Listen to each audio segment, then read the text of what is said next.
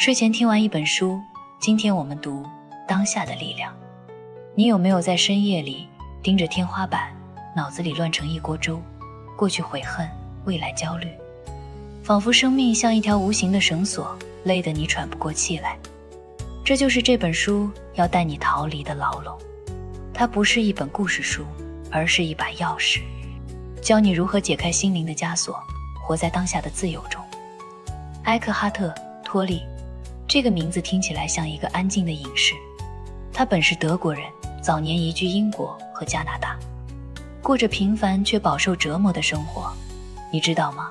他从青少年起就饱受抑郁和焦虑的煎熬，那种感觉就像黑夜里无尽的雨水，浸透了灵魂，让他一度想结束一切。直到29岁那年，一个绝望的夜晚，他经历了人生中最深刻的转变，一种灵性的觉醒，让他从痛苦中苏醒过来。这本书正是他基于那次经历写成的，不是为了炫耀什么神秘体验，而是为了分享一种普世的智慧，如何通过觉察当下，摆脱思维的奴役。托利不是什么高高在上的大师，他像你我一样，曾在泥沼中挣扎。他的写作动机很简单，帮助那些像他一样迷失的人找到内心的平静。想想看，你可能也经历过那样的夜晚，这本书就是从那样的黑暗中生出的光芒。现在让我们一起走进这本书的世界吧。它不像小说那样有曲折的情节，但托利的讲述却像一幅缓缓展开的画卷，带着你从混沌走向清醒。你有没有发现，生活中我们总被头脑绑架？托利从自己的故事开始说起。那是一个普通的夜晚，他躺在床上，脑海里反复回荡着一个念头：我无法忍受自己了。那种分裂感像两股力量在拉扯着他，一边是痛苦的我，一边是观察者的我。就在那一刻，他忽然顿悟，真正的我不是那个喋喋不休的头脑，而是那个安静的觉察者。这就是书的起点，一个人的内在革命。托利用生活化的语言带你一步步复盘这个过程。他描述了痛苦之深这个概念，你可能也感受到过那种积累的负面情绪，像一个沉睡的怪物，随时苏醒，吞噬你的平静。想象一下，早晨醒来，你本该迎接新的一天，却因为昨晚的争吵或者工作上的挫败，胸口像压了块石头。托利说，这就是过去的残渣在当下复活。他不急着给你解决方案，而是先让你看到问题的根源。我们的头脑总爱活在时间里，不是纠结过去，就是幻想未来。你有没有试过开车时，突然想起儿时的遗憾，手心出汗，心跳加速？托利用这样的细节唤起你的共鸣，让你意识到这不是命运的诅咒，而是思维的把戏。接着他引入了当下的概念，像一缕晨光刺破黑暗。托利讲述了自己觉醒后的日子，他坐在公园的长椅上，看着树叶在风中颤抖，听着鸟鸣，感受呼吸的节奏。那里没有过去，也没有未来，只有纯粹的存在感。你想象一下，那画面多宁静，阳光洒在草地上，空气中弥漫着泥土的芬芳。他就这样做了2年，几乎一无所有，却找到了内心的富足。书中他复盘了如何实践这个，从呼吸开始，觉察身体的每一寸感觉。当念头来袭时，别抗拒，别跟随，只是观察，就像看云朵飘过天空。托利分享了一个小故事，他遇到一个老朋友，那人抱怨生活的不公。托利问，现在这一刻有什么问题吗？朋友愣住，因为当下一切都好。这就是转折点，你会发现书中没有英雄救世，而是每个人都能触及的内在转变。当然，托利也承认这不是一蹴而就，他复盘了常见的陷阱，比如等待思维。我们总以为幸福在未来，等到升职、结婚、退休。可他用一个比喻击碎这个幻觉，生命像一条河，你如果总盯着下游的瀑布或上游的急流，就错过了脚下的流水。想想你的人生，你有没有在忙碌中忽略了孩子的笑脸或爱人的拥抱？托利用这些生活片段层层展开，让你感受到从混沌到觉察的节奏。先是承认痛苦的存在，然后是温柔的觉察，最后是自然的释放。书中还有关于关系的部分，他说，真正的爱不是占有，而是当下共同的存在。你可能也经历过恋爱中的猜忌，那种不安像阴影笼罩，可托利告诉你，回归当下就能看到对方的本质，而非头脑编织的剧本。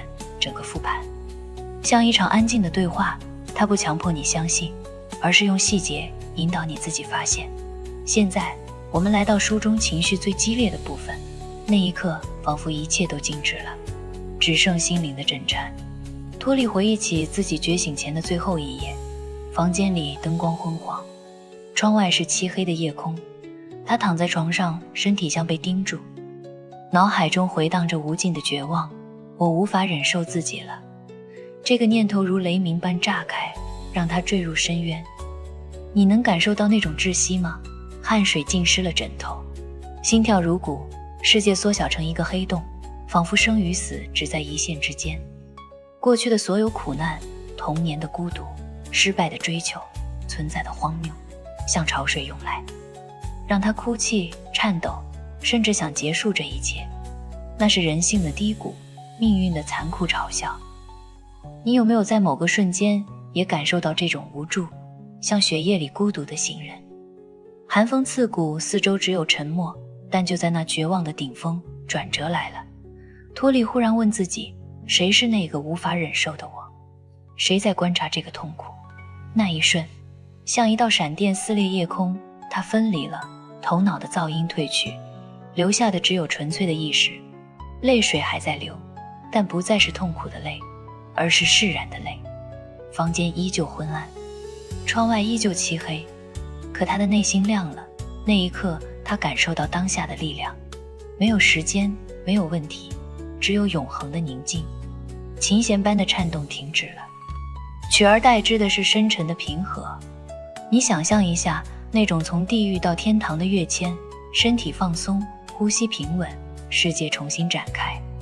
这就是高潮，不是戏剧化的英雄时刻，而是内心的革命。它触动人心，因为它不是虚构，而是脱离真实的血泪。它提醒你，苦难不是终点，而是通往觉醒的门户。在这个场景中，你会不由自主地停顿，深吸一口气，因为它镜像了我们每个人的内在战场。从这个高潮中，我们自然升华到书的哲理核心，活在当下，不是一种技巧，而是一种存在方式。托利用深沉的笔触阐释了生命的真谛。我们不是头脑的奴隶，而是意识的化身。你有没有发现，苦难往往源于对时间的执着，过去是悔恨的幽灵，未来是焦虑的幻影，只有当下才是真实的土壤。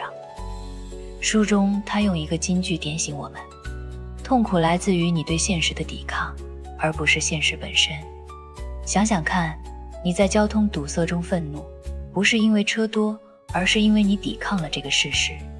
如果觉察当下，那一刻的阳光，车窗外的风景就能带来平静。这就是对抗命运的智慧，不是改变外在，而是转变内在。托利进一步升华到人性的层面。我们生而为人，总在追寻意义，却忽略了存在的本身。荒谬的是，头脑制造了无数问题：我为什么活着？命运为何如此不公？可他告诉你，意义不在答案中，而在觉察的过程中，像活着里的福贵。在苦难中坚持，那不是英雄主义，而是对当下的接纳。托利说，爱与责任也源于此。当你真正活在当下，就能看到他人的痛苦之深，而非判断或占有。那种爱像温暖的灯光，照亮彼此的沉默。希望呢，不是遥远的憧憬，而是当下的一呼一吸中蕴藏的无限可能。你可能想过，人生的价值是什么？托利回答，不是积累财富或成就，而是从思维的牢笼中解放，感受到生命的脉动。再深一层，它触及生与死，死亡不是终点，而是当下永恒的镜像。因为时间是幻觉，死只是头脑的恐惧，如果你活在当下，每一刻都是永恒，生死也就无惧。这哲理如琴弦般回响，从绝望的低音到领悟的中音，再到释然的高音。它不是抽象的教条，而是通过故事渗透的智慧。你会感受到一种释怀，原来命运不是敌人，而是邀请我们觉醒的老师。多利用这些思想，升华了整本书，让你从个人故事中看到普世的人性光芒。活着的价值就在于此，不抗争，不逃避，只觉察，只存在朋友。听完这个故事，你的心是否也微微颤动？当下的力量不是一本教你成功的书，而是教你如何真正活着的指南。从脱离的绝望到觉醒，我们看到了自己的影子，那些夜晚的哭泣，那些沉默的挣扎，最终化作内心的宁静。记住，当下就是力量，它能化解苦难，点亮希望，让你以爱与责任面对人生。